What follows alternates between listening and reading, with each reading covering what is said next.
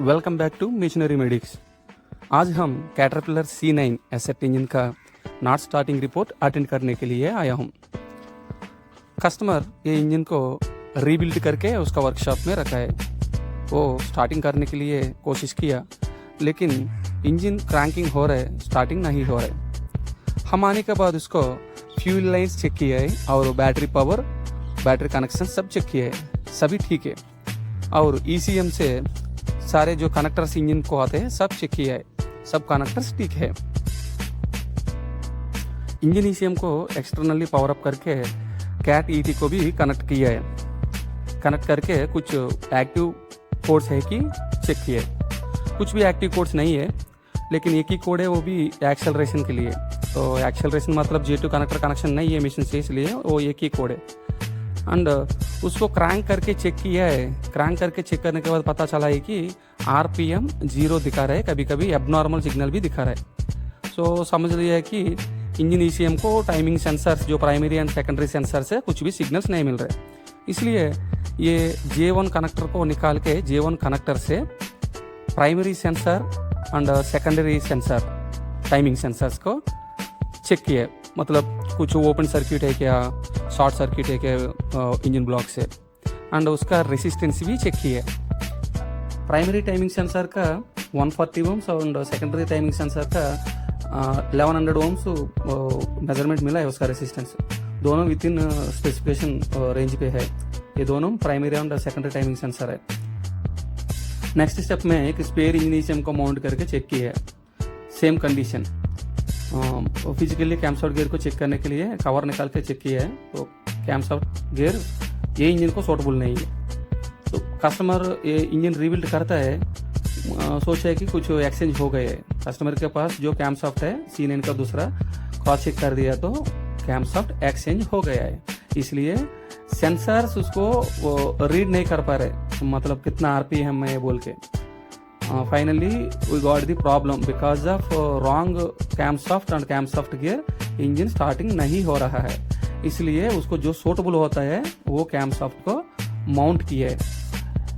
Actually क्या हुआ है कि जो कस्टमर अभी रिपेयर किया है वो ये इंजन इंडस्ट्रियल इंजन है, एक अटलास कॉप को रिग का प्राइम हो रहा है। तो इसके पास मिशन कैटरपिलर 330 DL का इंजन था, वो उसका कैम्पशाफ्ट और इसका कैम्पशाफ्ट एक्सचेंज हो गया है, बाई मिस्टेकली वो फिट कर दिया है, इसलिए ये सारे प्रॉब्लम आया है। तो कैम्पशाफ्ट माउंटिंग करके उसका लॉक प्लेट भी माउंटिंग किया है, ऊपर तो वॉल कवर वॉल सब निकाल दिया है, तो पुश रॉड से सब। कैम्पशाफ्ट फिक्स करने के लिए लिफ्टर्स को बाइंडिंग वाइज से थोड़ा सा ऊपर उठा के कैम्पशाफ्ट को निकाले है, इसे कैम्पशाफ्ट भी फिक्स कर दिया है। सबको प्रॉपरली टॉर्क डाल दिया है। HEUI पंप माउंटिंग बोल्ट टाइटिंग हो गया है, और इंजन क्रैंकशाफ्ट डैम्पर माउंट करके उसका जो माउंटिंग बोल्ट है 4 ओम बोल्ट फिक्स करके उसका टॉर्क कर दिया है। कैटरपिलर स्पेसिफिकेशन जितने उतना कर दिया है। इंजन लिफ्टिंग ब्रैकेट भी माउंटिंग कर दिया है। सभी लिफ्टर पुश रॉड्स को फिक्स करके अच्छे तरफ लिफ्टर्स में बिठा के उसके बाद रॉकर शाफ्ट को माउंटिंग किया है। रॉकर आर्म्स पुश रॉड्स में अच्छा तरफ बैठे कि नहीं देख के उसके बाद हम रॉकर शाफ्ट का टॉर्क दे देंगे। रॉकर शाफ्ट टॉर्क कंप्लीट होने के बाद वाल सेटिंग करना है। इसके लिए फर्स्ट सिलेंडर को TDC पे लेके आना है। उसके लिए क्रैंक शाफ्ट को घुमा के हम फर्स्ट राउंड पे मैच करना पड़ेगा। फर्स्ट राउंड पे जितना भी इनटेक एंड एग्जस्ट वाल्स को कवर होते हैं सबको वाल सेटिंग कर देना है, और उसके बाद क्रैंक शाफ्ट को 360 डिग्रीज घुमा के सेकंड राउंड मतलब एग्जस्ट स्ट्रोक है, एग्जस्ट स्ट्रोक में जितना भी इनटेक एग्जस्ट वाल्स का क्लियरेंस चेक करना है। अच्छा है तो ठीक है, अच्छा नहीं तो एडजस्ट कर देंगे। उसके बाद इंजेक्टर्स का जो भी अंदर हार्नेस रहता है उसका सारे कनेक्शन अच्छी तरफ देके उसका जो भी क्लैंपिंग है ठीक से कर देना है। फाइनली एक बार फाइनल चेकिंग करके उसके बाद वाल कवर को माउंटिंग करेंगे।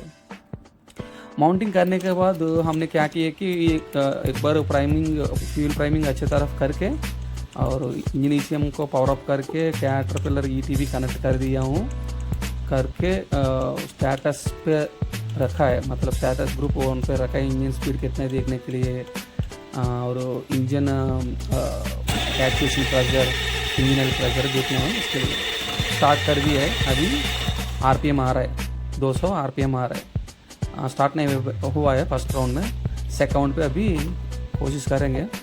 आरपीएम आ रहा है मतलब कैसे भी स्टार्ट हो जाएगा। स्टार्ट हो गया है।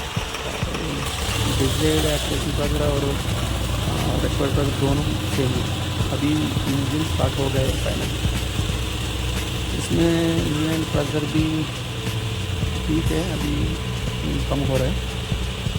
सिर्फ फ्यूल प्रेशर एबनॉर्मल डाटा, मतलब फ्यूल प्रेशर का कनेक्शन नहीं है, वो मिशन मतलब मशीन पे रहता है वो लाइन पे, इसलिए इसका नहीं आ रहा है। इंजन स्पीड लो आइडल पे 1200 आना है, 1200 आ रहा है, ठीक है। ठीक है, सब वैल्यूज अभी ठीक रहेगा।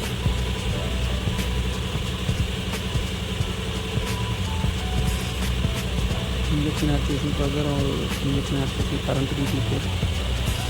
फाइनली इंजन तो स्टार्ट हो गया है। एक बार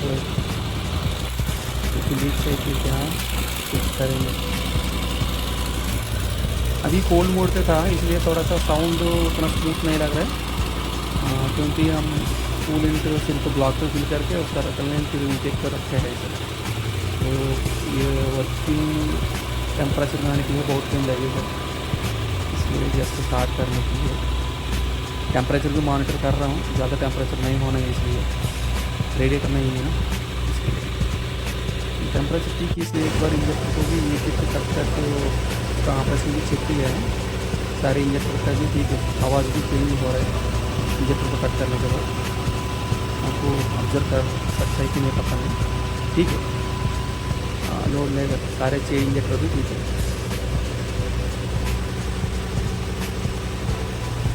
थैंक यू फ्रेंड्स। अभी जो मेरा ट्रबल शूटिंग आपको अच्छा लगा तो हमको सपोर्ट करिए, उसके लिए आप ये वीडियो को लाइक करिए। अभी तक सब्सक्राइब नहीं किए तो सब्सक्राइब करिए, और आप दोस्त लोगों को किसी को भी यूज होगा तो उसको शेयर करिए।